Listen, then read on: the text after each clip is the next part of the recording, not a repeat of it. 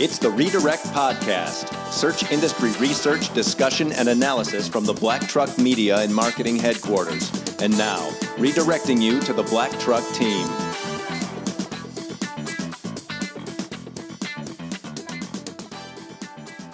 Welcome to episode 55 of the Redirect Podcast. It is Wednesday, August 29th, 2018. I'm Jason Dodge, founder of Black Truck Media and Marketing. I'm joined this week by Patrick and Ashley from the Black Truck team. Hey, team. Hello. How are you guys? Hey. Good. Good. Just ignore my overly nasally voice. I am battling some fun allergy issues right now, but the show must go on. That's right. So this is not an excuse to not keep going. So I might keep some of my talking to a minimum. And Pat, I know you said you were going to kick it off this week here. Sure. With sharing from some search insights and industry tips. So. Yeah. So I'm going to talk about UX and privacy. Okay. Ooh. So we often talk a lot about privacy, and notably around here we talk about the GDPR quite a bit, and how that was a big thing this summer, and how that was kind of all over the place. 2 weeks ago, I had a conversation here about how Google is still tracking us even though we think we've turned it off, and in fact we haven't, and how on our phones at least many of the apps work in unison together, and they take little pieces from each other to make it a more user seamless experience, and a lot of this is based on your location. I talked about how we can turn that off, but we don't really know how. It's buried, it's dug down in there somewhere, and you gotta get down to the nitty gritty. I'm a Redditor. I follow a subreddit called Data is Beautiful, and it's a pretty neat little subreddit about people that put together data and present it in a really pretty fashion. Nice. Charts, think neat charts.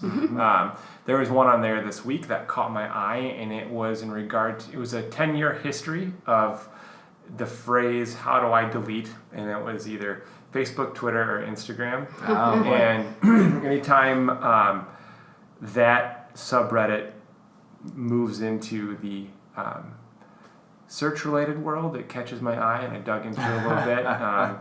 Spoiler, in the 10-year history for Facebook's always dominated that, but lately, the last couple of years, Facebook's come down, Instagram has gone up, and Instagram for the first time just passed Facebook. How do I delete Instagram? Interesting. Yeah. And is it like deleting like Instagram in general? Yeah, like your photos, account. or? You're just like deactivating your account. Think about it that way. Okay. Deactivating your account. And what was interesting to me on that is how difficult it is to get down in there and do that. That's the hardest part, is getting in there and deleting your account. Thinking about that, it's anything that you do right now. Do you know how to go in and get rid of it if you want to delete it? So reading through that comment, or through the comments that are on that post, I found someone linked to a YouTube video about just this exact phenomenon, I guess you could call it. And I learned it's called dark patterns. It's a whole UX world out there of dark patterns, and there's a lot of different kinds of dark patterns. The one specifically that this is at, the video that it linked to was a quick 6-minute video. I'll provide the link for that. It showed an example, like if you wanted to delete your Amazon account, how many steps you have to go through to get to it, and then ultimately it connects you with a chat box, and you have to chat with Amazon to really verify you do in fact want to do this. So what this specific type of dark pattern is called, there's many different areas. This one's kind of neat, is called Roach Hotel. Yeah, Q Hotel California. You can check in. But anyways, it's about easily getting in, but how difficult it is to get out. And it's fascinating. There's so much different stuff to go down on this path to the different ways you can do this with UX. And it's an area that we don't often work with here in our specific clientele, but like app builders or people out there that have websites that are more account related, that you have logins and access to different things. that it's so commonplace and so practiced that you don't even realize you're doing it. It can go in and kind of really we see it in terms of, think about it another way, how easy is it to unsubscribe from a newsletter in your inbox? Yeah. If you want to recover your inbox that's gotten kind of out of control from these daily things, how easily can you go in there and get rid of that? That is part of a dark pattern. It's everyday use in there right now. What I found, different areas in there is the bait and switch. Obviously, you think you're doing something else, you end up somewhere else. Con for shaming. They confirm by giving you a little bit of a shame. Disguised ads. You think the ad is for one thing, and it turns out to be for something else. Wow. We deal with that in different forms through our AdWords use. Forced continuity. You have to just kind of you have to. The method of canceling those trials, the forced continuity. Friend spam, where the video discussed an episode or an incident with LinkedIn when they first started going out. They were sued, I think, for something like $13 million. And the lawsuit ended up being $10 a user because when you signed up for your LinkedIn account, you had to go through, I think it was 8 different declines of LinkedIn asking for your contact list so they could collect email addresses.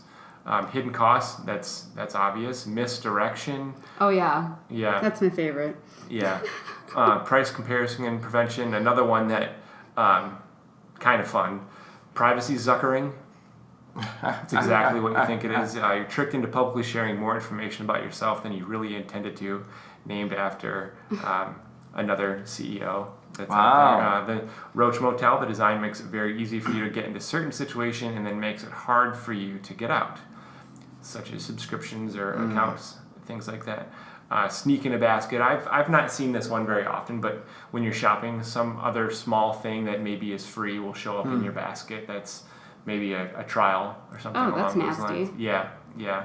And then trick questions, how you respond to a question can dictate what shows up next. Interesting. So it's lots of different UX things out there that can ultimately affect your SEO element of this as well, and all we can do as marketers is coach on that, advise on that, and when we have the opportunity as marketers to go in and help advise on maybe a site rebuild with UX, this is all types of dark patterns that we have to be aware of and make sure that Ashley, I know you and I are kind of junkies for UX. And we like to review that, and sometimes when we do a site analysis, we might go a little bit too far into some of our suggestions and in-depth stuff because we're saying we're making suggestions for like total site shifts on how something might work because we see it as what I've now been able to name as a bad dark pattern or potentially roach hoteling. Interesting. That's tough because you're trying to in that case improve engagement or page depth or engagement with the brand, buy more, do more inside, which are the all site. marketing goals. Yeah, absolutely. But it also borders on, cloaking's not the right word, but it really does in the sense that that's not necessarily a great thing, but yet Google's not going to penalize you for this because if you are trapped in the site and you continuously explore the site unbeknownst to you because you can't get out, is that a bad thing from Google's perspective? No, they don't know any different. Right. So if you're doing it ethically, dark patterns ethically, if you can say that that's done ethically, and I don't think there's any UX UI designer out there that's going to say, I do this maliciously. We go about it this way to increase page engagement, yada, yada, yada. But, ultimately, if that site is ranked and all the things line up and people continue to stay longer on that page or on that site, there is, a good cause and effect that can come from that. It's good, right? It might be in the benefit of the site owner. Benefit, yeah. Yeah. But at the end of the day, it could create negative sentiment with the site from the user base. I agree. And then you have a PR problem.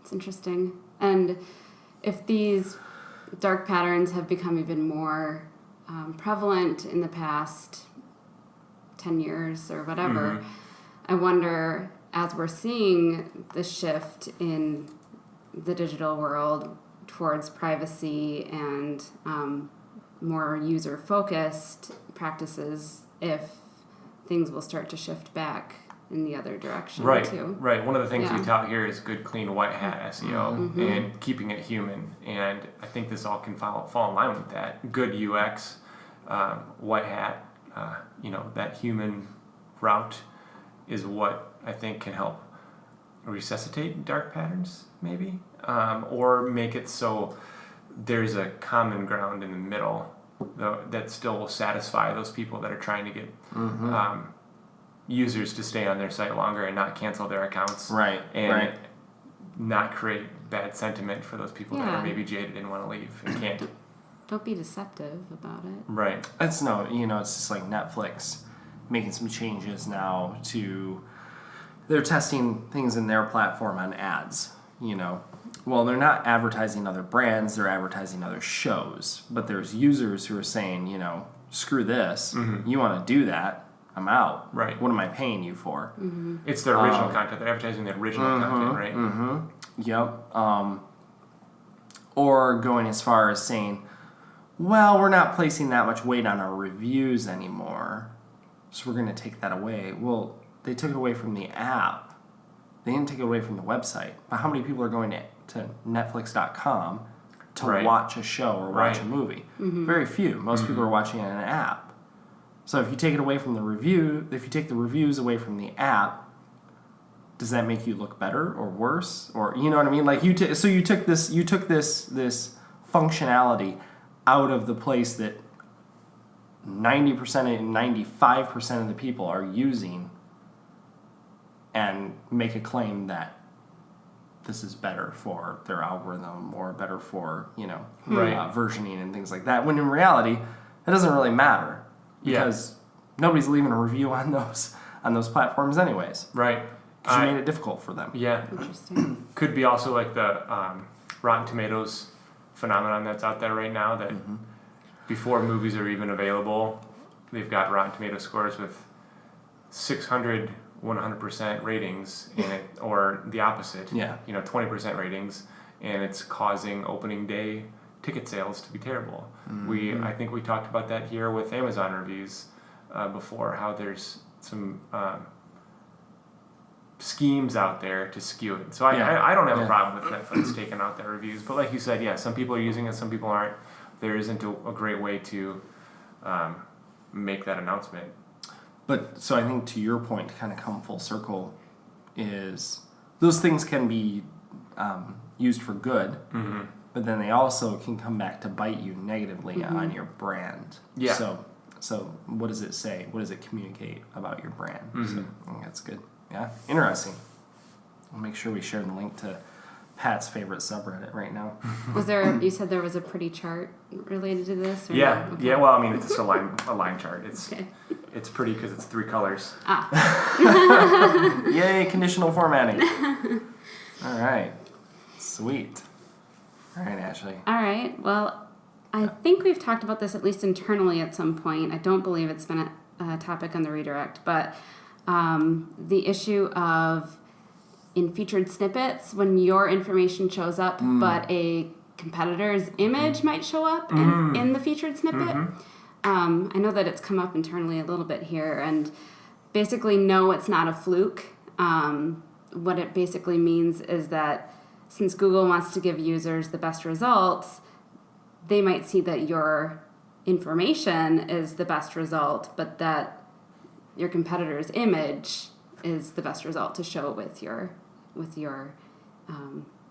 information. So I found an article from the Sem Post that talks about this, and basically when Google does not choose the image from your featured snippet landing page or the page on your site that is generating this featured snippet in Google results, it often chooses the image that is ranking number 1 for the same query, but in Google image search. So nothing really earth-shattering here, but basically if this is happening for you, don't get mad, get better. Your image might be lacking, and if you work on improving the image, then there's a good chance you can help to get that populated in these featured snippets that you might have.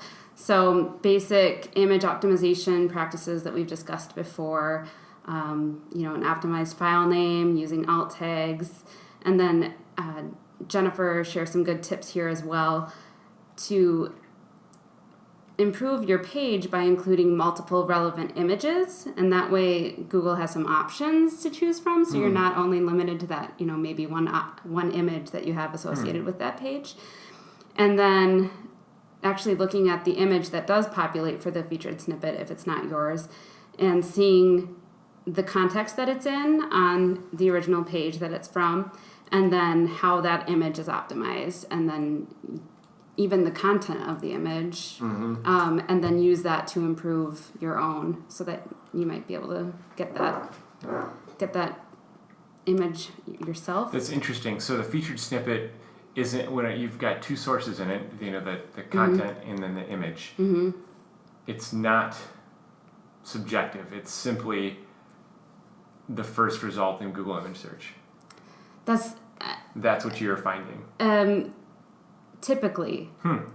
I mean, this is a direct quote from the SunPost article. Yeah, it says okay. it often chooses the image Often that is chooses, ranking number right. 1 for the same query, but in Google image search. Yeah, and I think Justin Briggs from Brigsby had, there was some chat in social channels that echoed the same thing. The same thing with featured. So featured snippet, featured image, featured video, all are going to follow a similar pattern, right? Like your content has to be ranked on page 1 to begin with. Content being written words, image, video, in order to try and, secure that spot. Was there anything in there on markup, on the way, like if you had multiple images within your page in that post, whatever it was there anything on markup? No, not in this specific article, but I was reading some other things on image optimization today too, and it definitely did mention using markup for those images. So that couldn't hurt at all. Interesting. Well, that would be good reading. I saw that Jennifer had tweeted that out earlier, but I didn't get an opportunity to read it yet. So Yeah. now I will. Fascinating. I still would like to explore the video side of it a little bit more too. That's, I think, is a unique opportunity there as well. So sweet. Well, I will try and keep this brief. Thinking about more along the lines, so I'm completely shifting gears from what you guys have talked about to like landing pages for PPC. Nice. Whether it's landing pages for like effectiveness, efficiencies, what you will. We've been through a number of cases recently that have kind of called for more of a quasi-custom landing page, if you will. Those have been in order, and for good reason. And I wanted to kind of share what those reasons were, but also maybe run through a couple things to say, like, making sure you understand what a landing page is versus a squeeze page, and like how are you coming up with the direction for that landing page. And in this case, specifically talking about PPC campaigns, not paid social campaigns or general what you might deem landing pages. So landing page versus squeeze page, in my vocabulary anyways. Other people might have other things to say, but a squeeze page is often a page that you're driving someone to that has no additional or very, very limited internal navigation structure. So I come to this page, my options or my opportunity is basically as a user, I'm either going to convert or leave. Yep. So you're going to have a high bounce rate regardless. I don't The challenge with that is that I don't get to experience the brand to its fullest extent. And I will argue a lot of different people on this, but typically the more expensive or the more lengthy the purchase is, the more thought and time and stuff that goes into that process. So if it's a brand that I don't know, and this is my first interaction off of a paid search ad or a display ad, that might not be the best place to send me, right? Whereas a squeeze page might work well for remarketing purposes or targeting people who are already somewhere in my funnel, not top of the funnel people, more mid to bottom of the funnel people, because I'm familiar with the brand now. I click on the ad. Now it's time for you to make the ask. I don't need to go anywhere else. Like, I've kicked the tires enough. Pull the trigger. Let's go. On the landing page side, I think there's a unique opportunity, and still people miss the boat with this, is building a landing page inside an existing site. So not using a subdomain necessarily. Oh, yeah. You know, if you operate a WordPress based site, there's no reason necessarily, no offense to the folks at Unbounce and Optimizely and stuff, I think those are really great services. Unbounce especially, I have a lot of respect for them, but you know, if you're dipping your toes in the water just to see about landing page optimization and how do I optimize it, how do I optimize that conversion rate and things like that, and don't want to go super crazy into A/B testing, there's nothing stopping you from creating a landing page right inside your site. Create the landing page, block it, make sure it's not included in your sitemap, etc., and use it specifically for PPC purposes or display purposes or social purposes. But let's get back to the reason why we're developing it to begin with. Maybe the ad groups, the categories that you have developed, the audience that you're trying to reach, none of the existing pages really speak to that audience. It doesn't use the language that they're using. Maybe it's very location dependent, so it's one region, you know, New York versus Philadelphia or something like that, or New York City versus LA. Two completely different audiences if we can pull them apart that broadly, and or based on services. So especially if I have this area where it's like location plus service or service plus geo modifier, I would want to try and tailor it more toward where you're at. In a lot of cases, at least recently, what we found is that especially where you're running PPC campaigns and you have a low quality score. So quality score, for those who don't know, is more or less a, oh, Pat, what do we want to call it? Call it a guide, or how qualitative is the keyword searched to the ad copy to the landing page? How relevant is all of that together? Yep. In three basic details. And it's a scale of 1 to 10, with most people running good quality scores somewhere, I would say, in the 7+ range. But when you're running down in the low quality score range, odds are you're going to get limited play for impressions. You're going to pay more for those clicks. It's just not a good combination. So sometimes by simply going and looking at your ad groups, or go granular, look at the keyword level, and do a search term report. Run a search term report for the past 3 months or however much data you can get. And don't just focus necessarily on what's converting. Focus on what the impressions and clicks. I want you to look at the impression and click data, because somewhere in there you're going to see a signal that tells you this is what people are searching for. My landing pages right now don't communicate that at all. So hell no, they're never going to convert. Because that doesn't resonate with the audience. I'm never going to have a great quality score because those phrases aren't included in my landing page. Those topics aren't covered in the landing page, and I don't have that included in my ad. That's a whole other side of quality score that we're not going to get into. But look at those, gain some insights, and see if you can use those themes to build that landing page out, and also make it easy for people to convert. Like, while we've given them the opportunity to kind of jump around the site, giving them the opportunity to convert right there, because you might be hitting someone that's top of the funnel or mid or bottom of the funnel. So now we have this landing page that's created to fulfill both of those needs. And maybe you learn over time that either works or doesn't work for your audience. So it's more of a hybrid approach. It's not sending people directly to this page where the only thing I can do is convert or die. I at least give you the option to tell you and sell you on my services and why we're the best, et cetera, and go from there. Building it within your existing framework, if you can, also makes the above the fold experience very consistent with either your brand, with your advertising, with your messaging, with your story. It makes it all fit and feel good. Some of these other landing pages that are built on subdomains and things like that are more in that squeeze page variety don't necessarily always fit that. They always feel disjointed from a brand unless they're executed extremely well. And I think people that are doing that half the time are running so fast that they don't take the time to, half the allure of running something like an unbounce is I don't need a designer for it, right? Not to mention sometimes those services can be a lot slower. So if you have a site that's performing quite well from a performance perspective, speed, why not build that landing page right in the existing site, in the existing platform that you know is going to perform well? Because that's going to be another factor in quality score as well. Do these headlines really define what it is that you do and what you're selling? Because again, that bakes into what that person's looking for.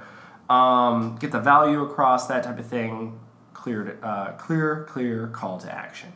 Am I getting a quote? How am I expressing interest? Am I making the ask to say, is it buy now, order today, pre-order, that type of thing? What's the sense of urgency in there? So those are just some quick tips to kind of go through and keep things very focused. Yeah. So give it the squeeze page feel, if you will. Generate some demand there with your content. Be helpful, but don't make it too distracting, I guess. Yeah. So. And that can even loop back to Patrick's discussion of UX too, because if you create a seamless experience of the brand for the user, that's going to be good. Totally. Yeah. Totally. And really, well, I've talked mostly about that in a PPC context. You could apply those same principles to your location pages for local SEO, right? Dig in, especially if you're running PPC campaigns, combine data sets, and you kind of got to nerd out a little bit to understand what are people in those locations looking for. Go and look at your organic rankings and say, God, we're doing poorly. Is there a way we can change those location pages, include those things that people are searching on in those regions, include those in those pages, and help bolster those up over time too? I'm not saying so you're going to spend more immediate or spend less immediately on PPC, but right. At least over time, those organic positions start to improve too for that location. That near me, by me, in such and such city. So, some quick tips on landing page for people that are maybe concerned about that. So, but if you can't do it inside your existing site, then certainly, Unbounce is a great option. You simply need a subdomain to run it on, so it could be something like marketing.blacktruckmedia.com, and we can send all our paid search traffic there, or display traffic, or what have you. That might be really good, again, for, more bottom of the funnel type lead generation. But as always, I think test and try and do different things and run it for a period of time and see what happens. So, and it's not going to change overnight, too, right? I mean, we've seen these things that maybe Pat and I have worked more in depth on the PPC side that we've deployed, and you have to give it time. You've got to give it, these things aren't going to pivot in 24 hours.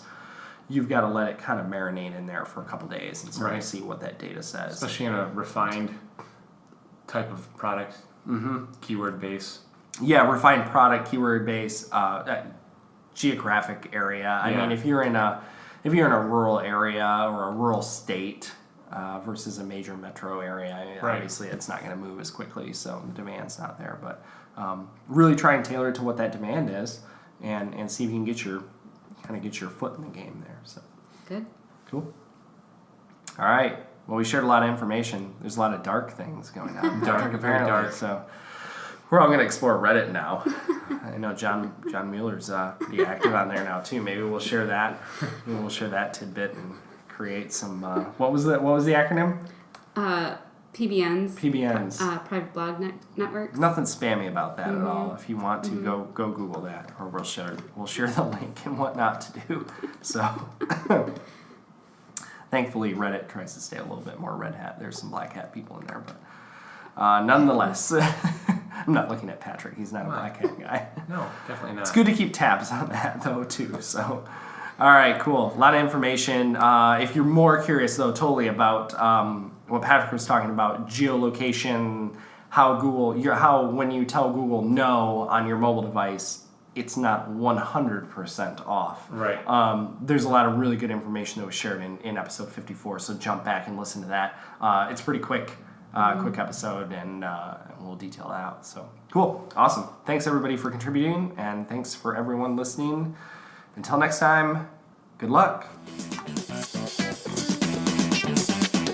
This has been the Redirect Podcast. Check out the show notes at blacktruckmedia.com and add us on iTunes and Stitcher.